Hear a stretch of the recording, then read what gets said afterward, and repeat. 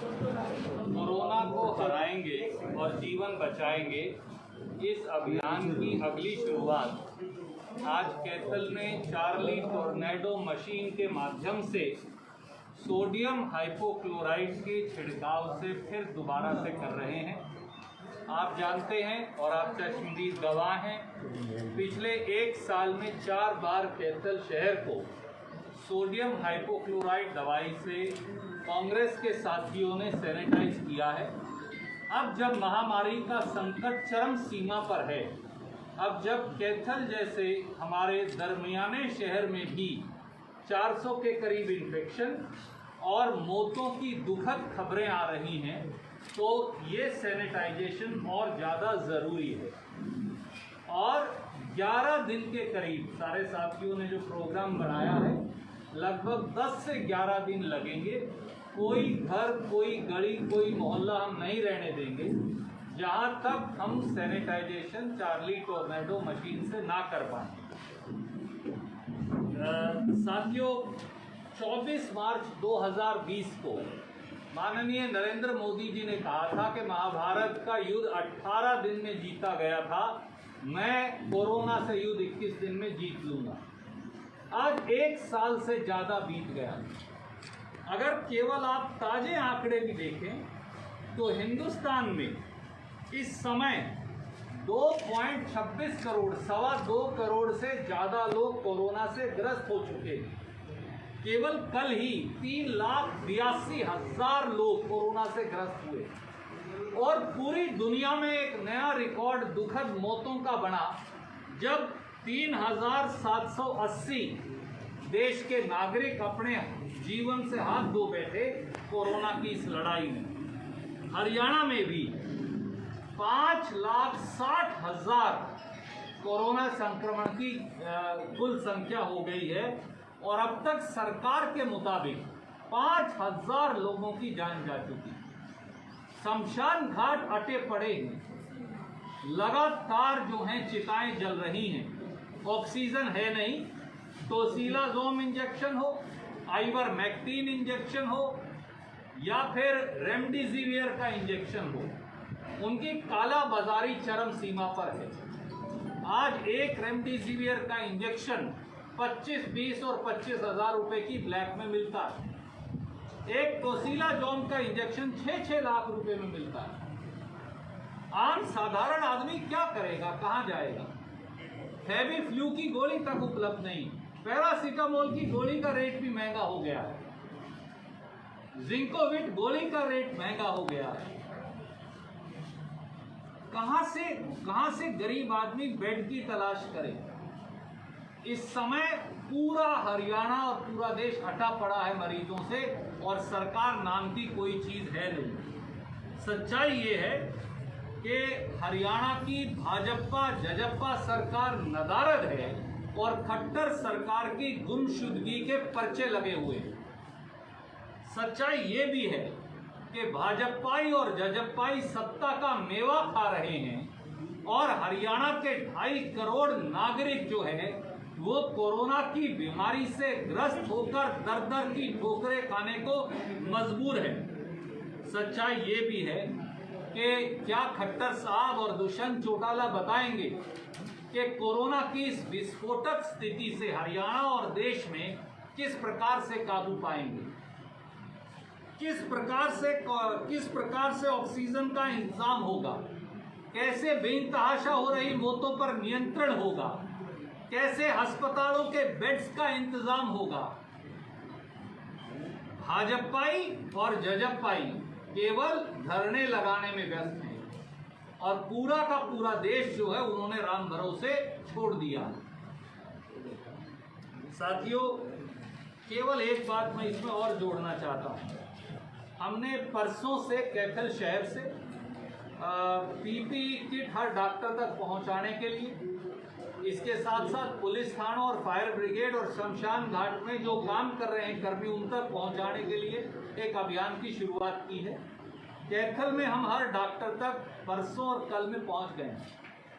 आज Charlie tornado machine Kaithal शहर में शुरू हो जाएगी, 10 दिन ये चलेगी। कल से बाकी के जिले में हम इस अभियान की शुरुआत कर रहे हैं। कल सबसे पहले सीवन और गोला चीका करेंगे, परसों ढांड और कुंडरी करेंगे, उससे अगले दिन राजौंद और कलायत करेंगे।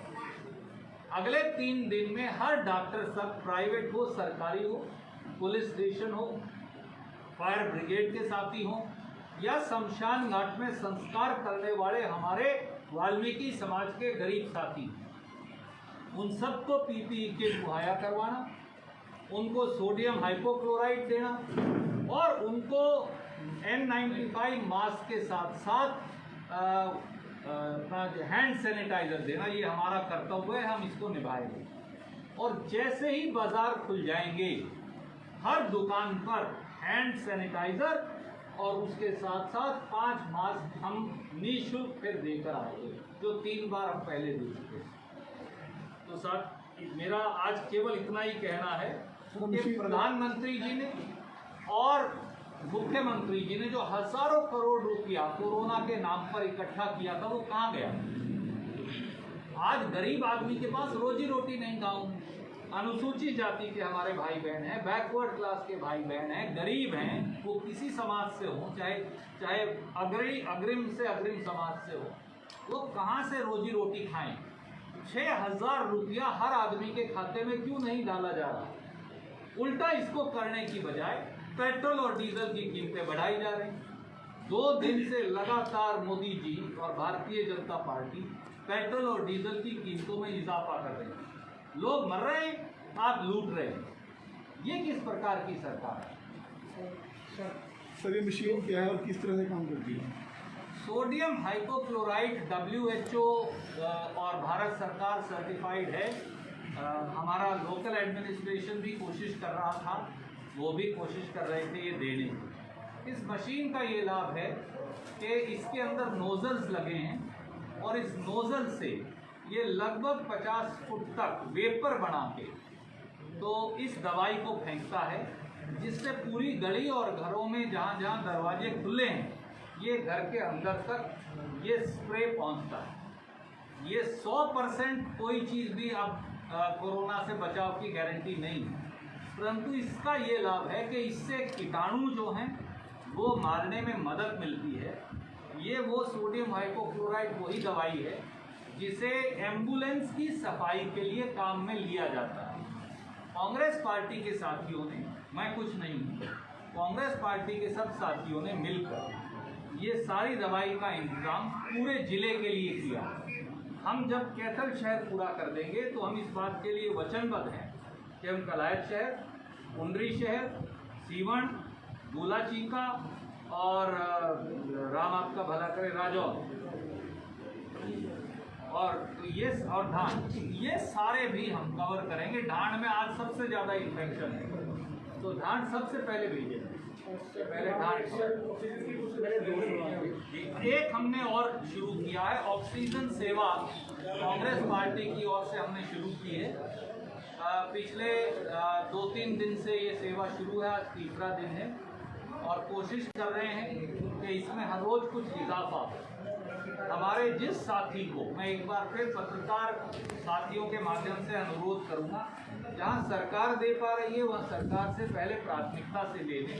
जहां सरकार उपलब्ध करवाने में फेल हो जाती है, कृपया करके कांग्रेस के साथियों से संपर्क करें।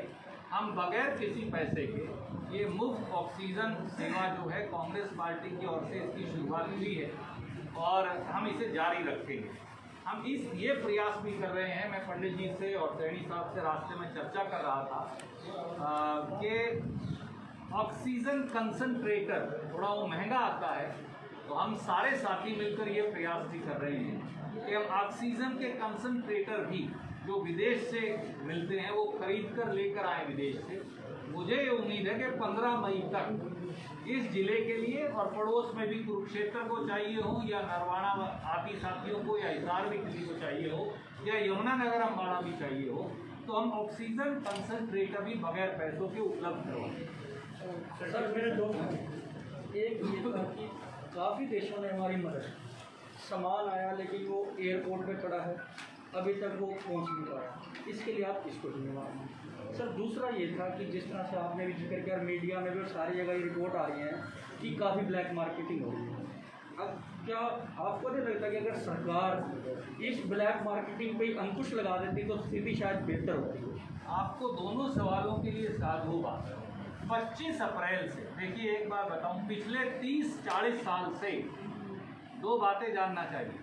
हिंदुस्तान ने किसी मुल्क से एड नहीं ली, मदद नहीं ली। हम दूसरे मुल्कों को मदद देते हैं, हमने कभी किसी से मदद नहीं ली। याद करिए कितना बड़ा सुनामी आया था, पूरा जितना कोस्टल इंडिया है वो सारा नष्ट हो गया। बहुत मुल्कों ने कहा हमें एड चाहिए, डॉक्टर मनमोहन सिंह जी ने हाथ जोड़ के सर झुकाकर कहा बड़ा आपका शुक्रिया, मैं विनम्रता से ये स्वीकार मानिए, पर हमें ज़रूरत नहीं है, हम सक्षम हैं। जब हमारा सोना गिरवी रख दिया था, याद करिए, भारतीय जनता पार्टी की सरकार में, तो कांग्रेस की सरकार वो सोना भी छुड़वा लाई थी, हमने हाथ नहीं फैलाया। पहली बार ये मजबूरी में एड भी लेनी पड़ी, ले लीजिए कोई बात नहीं, मुश्किल का समय, हमें कोई एतराज नहीं।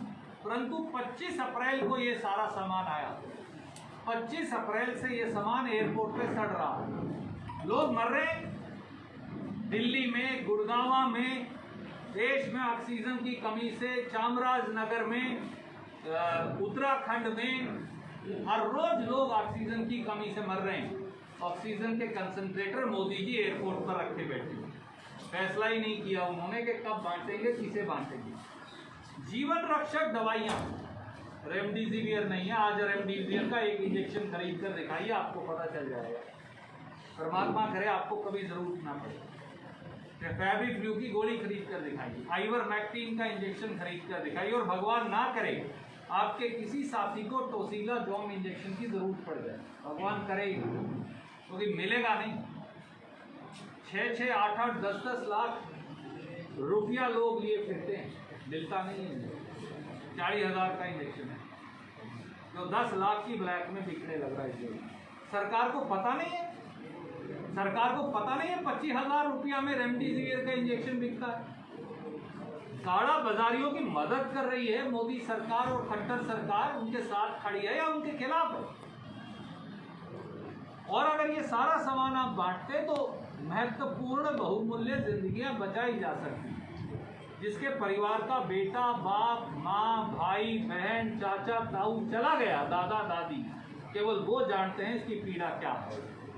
इसलिए इसके लिए अगर कोई सीधे दोषी है तो देश के प्रधानमंत्री नरेंद्र मोदी और हरियाणा में मुख्यमंत्री श्री मनोहर लाल खट्टर दोषी। पश्चिम बंगाल में बीजेपी हाथ स्वीकार नहीं कर रही, भाजपा के विधायक छोड़ दीजिए, आज कोरोना ज़्यादा महत्वपूर्ण है, पश्चिम बंगाल उन्हीं को मुबारक।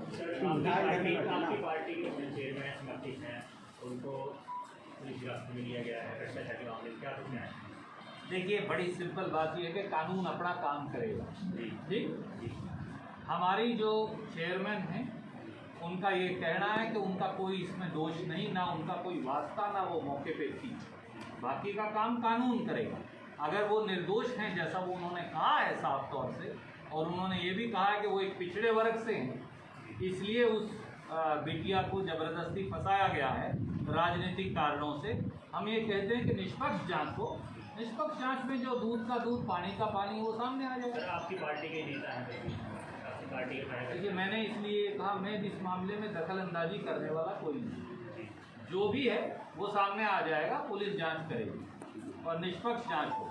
आज हमारा सबका कर्तव्य है कि ये सब तू मैं छोड़कर, ये सब राजनीति जो हम सब कर रहे हैं, इन राजनीति पक्षपात को छोड़कर अगर एक जिंदगी भी आप बचा सकते हैं तो वही सबसे बड़ी सेवा है।